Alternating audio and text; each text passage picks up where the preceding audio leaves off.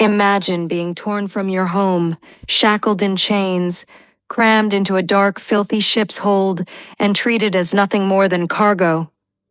This was the horrifying fate of millions of Africans during one of the darkest and most brutal chapters in human history, the Transatlantic Slave Trade.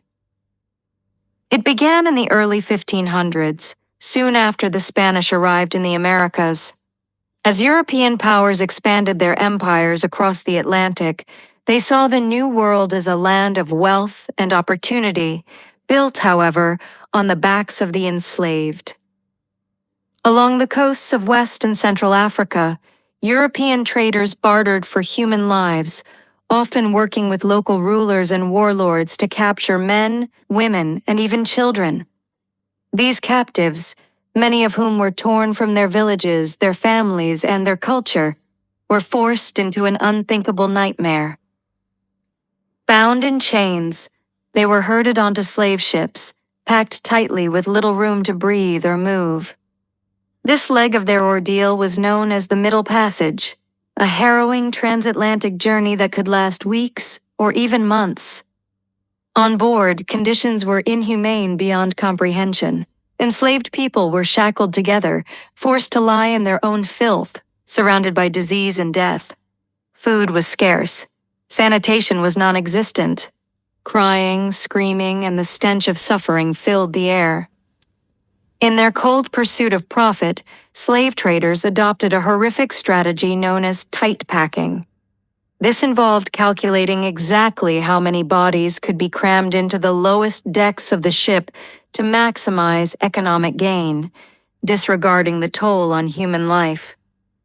These so-called slave-trading scientists weren't studying how to care for the enslaved, they were figuring out how to exploit them more efficiently. Between 1525 and 1866, historians estimate that approximately 12.5 million Africans were shipped across the Atlantic Ocean. Of those, nearly 2 million souls died en route, their bodies thrown overboard, their names forgotten, their stories silenced. And yet, those who survived displayed a strength and resilience that defies imagination.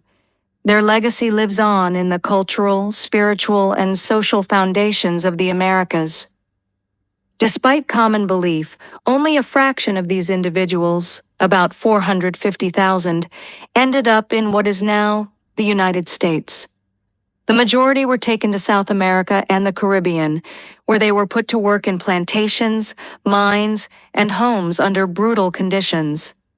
Even after the U.S. Congress passed a law in 1808 banning the transatlantic slave trade, illegal smuggling of enslaved Africans continued for decades.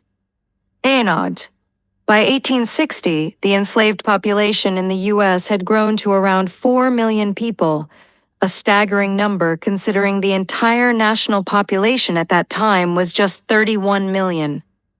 Slavery remained embedded in American society until the end of the Civil War in 1865, when the ratification of the 13th Amendment finally outlawed slavery on paper. But the end of slavery was not the end of oppression. The scars of this horrific system didn't vanish. They mutated, embedding themselves into the institutions and structures that still affect millions today. Generations later, the struggle continues. From civil rights marches to modern movements demanding justice, equity, and recognition, the voices of the descendants of the enslaved rise louder than ever, refusing to be silenced, still fighting to be truly free. This is not just history. This is a reminder of what was endured, what was lost, and what still remains to be addressed.